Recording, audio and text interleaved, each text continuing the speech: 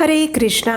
परम भगवान श्री कृष्ण की दिव्य वाणी स्वरूप में प्रकट हुई भगवत गीता का आविर्भाव दिवस यानी गीता जयंती की आप सबको शुभकामनाएं। भगवत गीता के विषय में कौन नहीं जानता। वो न केवल एक धार्मिक ग्रंथ है अपितु एक ऐसा अमूल्य ज्ञान है जो मानव जीवन के प्रत्येक पहलू को स्पष्ट करता है। इस दिव्य ग्रंथ का उद्देश्य न केवल धर्म और अधर्म के बीच का अंतर समझाना है अपितु वो मनुष्य को अपने कर्तव्य का बोध करवाता है और जीवन के गहनतम रहस्यों को उजागर करके उन वास्तविकताओं का परिचय करवाता है। तो आइए आज के इस विशेष वीडियो में हम जानते हैं कि आखिर भगवत गीता हमारे लिए क्यों महत्वपूर्ण है, उसका मुख्य संदेश क्या है और किस प्रकार उसने विश्व में अनेक महान हस्तियों के जीवन को प्रभावित किया था। तो आइए आज गीता जयंती के उपलक्ष्य पर हम उसके महिमा गान की गाथा सुनते हुए भगवत गीता के महात्म्य के ऊपर विचार विमर्श करते हैं। भगवत गीता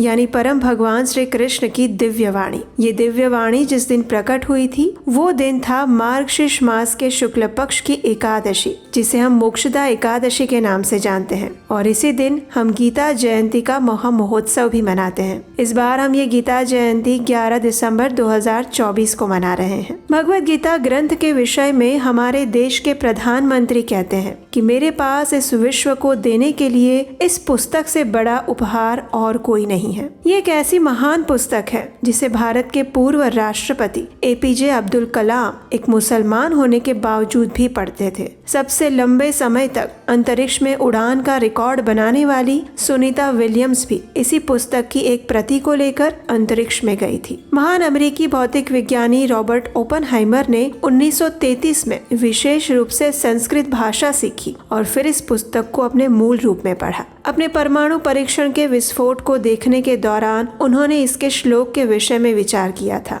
भगवत गीता एक ऐसी महान पुस्तक है जिसने रूस में तहलका मचा दिया जब अंतर्राष्ट्रीय कृष्ण भावनामृत संघ ने इसका प्रचार किया। क्या आप जानते हैं कि इस विश्व में एक ऐसा व्यक्ति भी था जिसने सिर्फ 1 या 2 साल नहीं अपितु 27 साल तक भगवत गीता का गहन अध्ययन किया था। ये बात उस समय की है जब अंतर्राष्ट्रीय कृष्ण भावनामृत संघ के संस्थापक आचार्य कृष्ण कृपा मूर्ति भक्ति वेदांत स्वामी श्रील प्रभुपाद जी के प्रिय शिष्य परम पूज्य भक्ति तीर्थ स्वामी महाराज अफ्रीका में कृष्ण भक्ति का प्रचार कर रहे थे। उस समय नेल्सन मंडेला अफ्रीका के प्रधानमंत्री थे। उन्होंने रंग भेद के विरुद्ध एक लंबी लड़ाई लड़ी थी। जब भक्ति तीर्थ स्वामी महाराज नेल्सन मंडेला के पास भगवत गीता के प्रचार के लिए पहुंचे तो उन्हें अत्यंत आश्चर्य हुआ, क्योंकि वो जैसे ही किसी एक श्लोक के पहली पंक्ति बोलते तो तुरंत ही नेल्सन मंडेला उस श्लोक को पूर्ण करते हुए दूसरी पंक्ति बोलते। ये देखकर भक्ति तीर्थ महाराज को अत्यंत आश्चर्य हुआ और बाद में उन्हें नेल्सन मंडेला ने बताया कि वास्तव में वो रंग भेद के आंदोलन के चलते कारागृह में 27 वर्ष तक बंद रहे और वे 27 वर्ष नर्क के समान थे और उस कारागृह में उन पर ऐसे अत्याचार हुए थे जो मानव जाति के लिए सोचना भी असंभव है।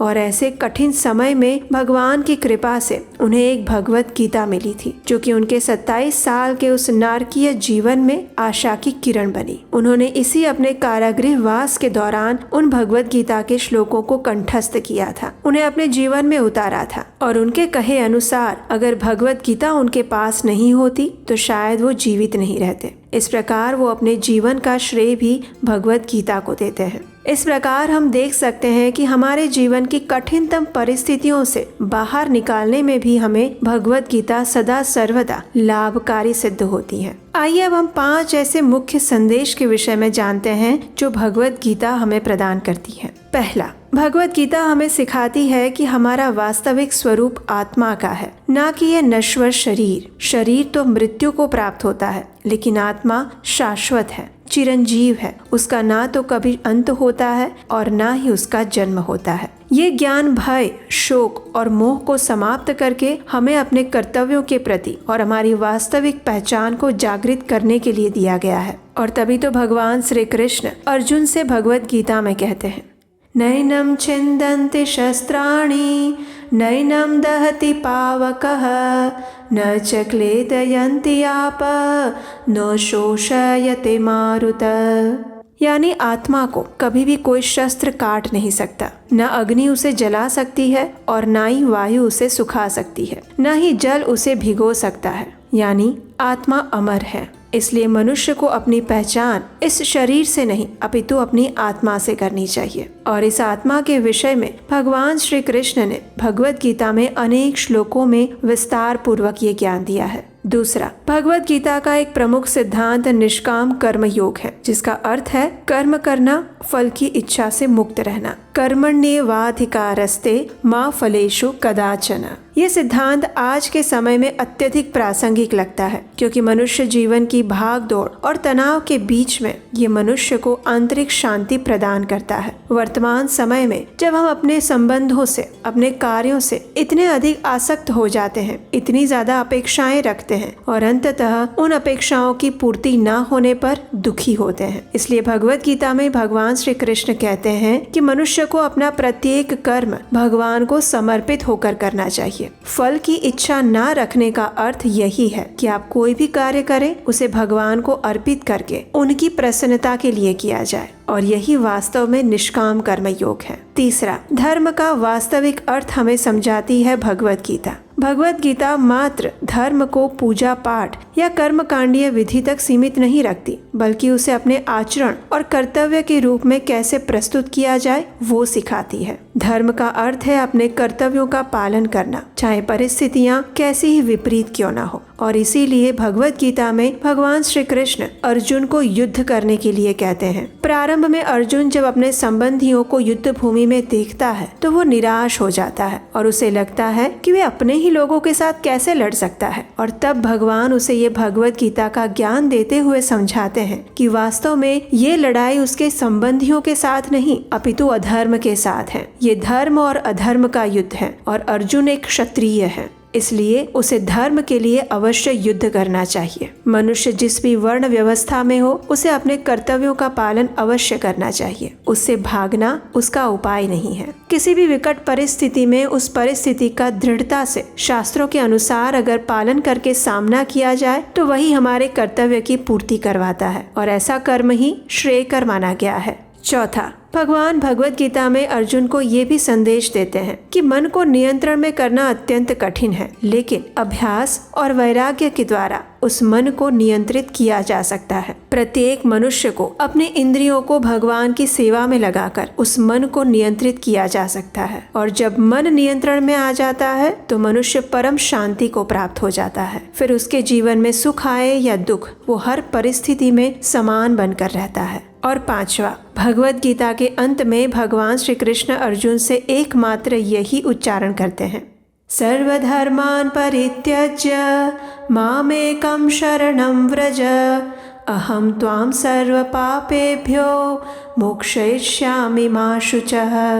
यानी भगवान कहते हैं कि तुम सब धर्मों का त्याग कर कर मेरी शरण में आ जाओ, मैं तुम्हें समस्त पापों से मुक्त कर दूंगा, तुम शोक मत करो। कहीं ना कहीं ये संदेश भगवान हमारे लिए भी दे रहे हैं। हम जब अपने आप को कर्ता समझ बैठते हैं तो हम सभी जिम्मेदारियों का बोझ अपने ऊपर उठाकर यही सोचते हैं कि सारे कर्तव्य मेरे हैं और मैं कर रहा हूँ, और इस मैं के अहंकार में वशीभूत होकर हम अक्सर भगवान को अपने जीवन में भूल जाते हैं। हम ये भूल जाते हैं कि संपूर्ण सृष्टि के रचयिता वे हैं, उनकी इच्छा के बिना एक पत्ता भी नहीं हिल सकता।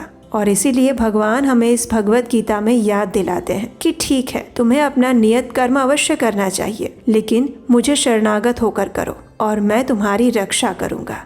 योगक्षेमम वहाम्यहम्, यानी भगवान कहते हैं कि जो मेरे भक्त हैं उनके पास जो संपत्ति, उनके पास जो संसाधन है, उनकी मैं रक्षा करता हूँ, और जो उनके पास नहीं है उसे मैं उन्हें प्रदान करता हूँ। इतने सारे आश्वस्त वचन भगवत गीता के अंदर भगवान श्री कृष्ण दे रहे हैं, और हमारा दुर्भाग्य है कि ऐसे दिव्य ग्रंथ भगवत गीता को हमारे ही हिंदू परिवारों में पढ़ा नहीं जाता है, न ही बच्चों को सिखाया जाता है। ये हमारी वैदिक संस्कृति की सबसे बड़ी विवशता है और दुर्भाग्य भी। जिस दिव्य ग्रंथ को पढ़कर विश्व के बड़े बड़े लोगों ने सफलता हासिल की, अपने जीवन में बड़ी बड़ी ऊंचाइयों को प्राप्त किया, जिसका अध्ययन करके अनेक बड़े बड़े ऋषि मुनियों ने भगवत धाम को प्राप्त कर लिया, उस भगवत गीता को आज भी हमारे हिंदू परिवारों में उचित सम्मान नहीं दिया जाता। उसे मात्र लाल या सफेद कपड़े में लपेटकर घर की अलमारी में बंद करके रख दिया जाता है। वास्तव में ये ज्ञान अलमारी से बाहर निकालकर अपने जीवन में आत्मसात करने का ज्ञान है। उसे प्रतिदिन पढ़ने का और उसे समझने का ज्ञान है। इस संसार के अंदर सामान्य रूप से हम यही देखते हैं कि लोग अपना संबंध प्रभावशाली व्यक्तियों के साथ जोड़ने में रुचि लेते हैं। तो जरा सोचिए, अगर हमारा संबंध सर्वशक्तिमान परम भगवान श्री कृष्ण के साथ जुड़ जाए तो हमारी क्या गति होगी। और भगवान के साथ संबंध स्थापित करने के लिए उसका उपाय भी भगवान स्वयं भगवत गीता में बताते हैं। न च तस्मान् मनुष्येषु कश्चिन्मे प्रियकृततमः भविता न च मे तस्मात् अन्यः प्रियतरो भुवि। भगवान स्वयं कहते हैं, जो भी इस भगवत गीता के ज्ञान को अपने जीवन में उतारता है, उसका प्रचार प्रसार करता है और उसे दूसरे लोगों को बताता है, उससे अधिक प्रिय मुझे और कोई नहीं है। आप सब जानते हैं कि किस प्रकार अंतर्राष्ट्रीय कृष्ण भावनामृत संघ के संस्थापक आचार्य श्रील प्रभुपाद ने 69 वर्ष की आयु में मात्र 40 रुपए लेकर अमेरिका में जाकर भगवत गीता के संदेश का प्रचार प्रसार किया और आज संपूर्ण विश्व में वही भगवत गीता यथारूप हजारों करोड़ों लोगों का जीवन परिवर्तित कर रही है। भगवान के इस शुद्ध भक्त ने संपूर्ण दुनिया में भगवान के इस दिव्य ज्ञान से प्रकाश भर दिया, जो किसी चमत्कार से कम नहीं था। और आज भी पूरे विश्व में सनातन धर्म का प्रचार हो रहा है, तो वो सिर्फ श्रील प्रभुपाद की कृपा शक्ति का ही परिणाम है। और आज गीता जयंती का विशेष दिन है, तो आज के दिन विशेषकर आपको 5 कार्य अवश्य करने चाहिए। पहला, आज मोक्षदा एकादशी भी है, इसलिए सबसे पहले तो मोक्षदा एकादशी का पालन करना चाहिए। ये मार्गशीर्ष मास के शुक्ल पक्ष में आने वाली अत्यंत विशेष एकादशी है, क्योंकि वो भगवान को प्रिय मार्गशीर्ष मास में आती है। और दूसरा, ये गीता जयंती के दिन आती है, इसलिए इस दिन ब्रह्म मुहूर्त में उठकर भगवान की मंगला आरती करनी चाहिए और संपूर्ण दिन में उपवास का पालन करना चाहिए। यथासंभव तुलसी देवी की सेवा करनी चाहिए और अगले दिन पारण करना चाहिए और दान देना चाहिए। दूसरा महत्वपूर्ण कार्य आज आपको करना है, वो है भगवत गीता का संपूर्ण पाठ करना। अगर आप संस्कृत के सभी श्लोक नहीं पढ़ पाते हैं तो उसका अनुवाद पढ़िए, और अगर आप अनुवाद भी नहीं पढ़ सकते तो कम से कम संपूर्ण भगवत गीता को सुनना चाहिए। अगर आपके आसपास में कोई इस्कॉन मंदिर है तो आप वहां जा सकते हैं। आज के दिन प्रत्येक इस्कॉन मंदिर में भगवत गीता का महायज्ञ होता है, जिसमें संपूर्ण भगवत गीता का पाठ किया जाता है। आप वहां पर जाकर इसे सुन सकते हैं। तीसरा कार्य जो आपको आज करना है वो है ज्ञान का दान देना। अन्न, भोजन, वस्त्र का दान क्षणिक है, लेकिन ज्ञान का दान मनुष्य के साथ उसके इस जीवन में भी रहता है और जीवन के बाद भी रहता है। और भगवत गीता से बड़ा ज्ञान इस संपूर्ण संसार में और कोई नहीं है। वो सभी वेदों का सार है, सभी ज्ञान का सार है। और इसीलिए कहते हैं, भगवत गीता यथारूप श्री कृष्ण का साक्षात स्वरूप। भगवत गीता के 18वें अध्याय के 68वें और 69वें श्लोक में भगवान श्री कृष्ण स्वयं कहते हैं, यदं परमं गुह्यं मद्भक्तेषु अभिधास्यति भक्तिं मयि परां कृत्वा मामैवैष्यति असंशयः। यानी जो व्यक्ति भगवत गीता के इस परम ज्ञान का रहस्य दूसरों को बताता है, वह शुद्ध भक्ति को प्राप्त कर लेता है और अंत में मेरे पास आता है। इसलिए इस दिन भगवत गीता का आपको दान देना चाहिए। उसे किसी व्यक्ति को उपहार रूप में देना चाहिए, या कम से कम उसके प्रचार के लिए तो अवश्य ही दान देना चाहिए। चौथा कार्य आपको करना चाहिए कि कम से कम एक व्यक्ति को भगवत गीता के उपदेश के बारे में सुनाना। और जैसा कि आप जानते हैं, पिछले कई दिनों से हम आपके लिए भगवत गीता के महात्म्य को दर्शाती हुई कथाएं लेकर आ रहे हैं, वो भी पौराणिक शास्त्रों से। उन कथाओं को आप दूसरों को सुना सकते हैं, इन कथाओं को आप शेयर कर सकते हैं, और इस प्रकार आज के दिन आप अधिक से अधिक भगवत गीता के महात्म्य का श्रवण कर सकते हैं। पांचवा कार्य है हरे कृष्ण महामंत्र का अधिक से अधिक जप करना। इस दिन किया गया जप अक्षय बन जाता है, इसलिए गीता जयंती के अवसर पर अधिक से अधिक हरे कृष्ण महामंत्र का जप करिए। और अगर आपको लगता है कि इस प्रकार भगवत गीता का प्रचार प्रसार करके हम अपने चैनल पर एक महत्वपूर्ण सेवा कर रहे हैं और इस समाज के लिए आवश्यक योगदान दे रहे हैं, तो आप हमें इस भगवत गीता और श्रीमद् भागवतम के प्रचार कार्य में सहयोग कर सकते हैं। आज गीता जयंती के विशेष अवसर पर हमारे इस कार्य को अधिक से अधिक लोगों तक पहुंचाने में स्क्रीन पर दिए गए नंबर पर भगवत गीता के इस दिव्य ज्ञान का प्रचार करने के लिए आप हमें आर्थिक योगदान भेज सकते हैं। आपके द्वारा दी गई सहायता से हम अधिक से अधिक प्रयास करेंगे कि संपूर्ण विश्व में इस भगवत गीता के ज्ञान को यथारूप में अधिक से अधिक लोगों तक पहुंचाया जाए। आपके द्वारा भेजी गई सहायता और योगदान हमारे उत्साह को बढ़ाते हैं, वे हमें प्रेरणा देते हैं, शक्ति प्रदान करते हैं और इन सब का पुण्य फल आपके हिस्से में आता है। तो इसलिए इस दिन आप अपनी इच्छा अनुसार, क्षमता अनुसार भगवत गीता प्रचार के लिए भी हमें योगदान भेज सकते हैं। इसी गीता जयंती के विशेष अवसर पर हम आपके लिए एक और उपहार लेकर आए हैं और वो है 18 सत्रीय भगवत गीता कोर्स। ये ऑनलाइन कोर्स रहेगा जिसमें आपको भगवत गीता के प्रत्येक अध्याय के विषय में सार तत्व जानने को मिलेगा और वो भी इस्कॉन लुधियाना सिविल लाइंस मंदिर के वरिष्ठ भक्तों द्वारा। इस कोर्स को समाप्त करने के बाद आपको एक सर्टिफिकेट दिया जाएगा और श्रील प्रभुपाद द्वारा लिखित भगवत गीता यथारूप पुस्तक आपके घर पर बिना किसी शुल्क के भेजी जाएगी। इस कोर्स के विषय में अधिक जानकारी आपको नीचे डिस्क्रिप्शन बॉक्स में मिल जाएगी और वहां पर दिए गए नंबर पर संपर्क करके भी आप जानकारी प्राप्त कर सकते हैं। इस कोर्स के लिए रजिस्टर करने का लिंक भी नीचे डिस्क्रिप्शन बॉक्स में ही दिया गया है। तो चलिए परम भगवान श्री कृष्ण की इस दिव्य वाणी भगवत गीता को वास्तव में अपने जीवन में उतारने का प्रयास करते हैं और इस जीवन से जन्म मृत्यु के चक्र से मुक्त होकर उनकी परम आध्यात्मिक गंतव्य को प्राप्त करने के लिए प्रयास करते हैं। हरे कृष्ण।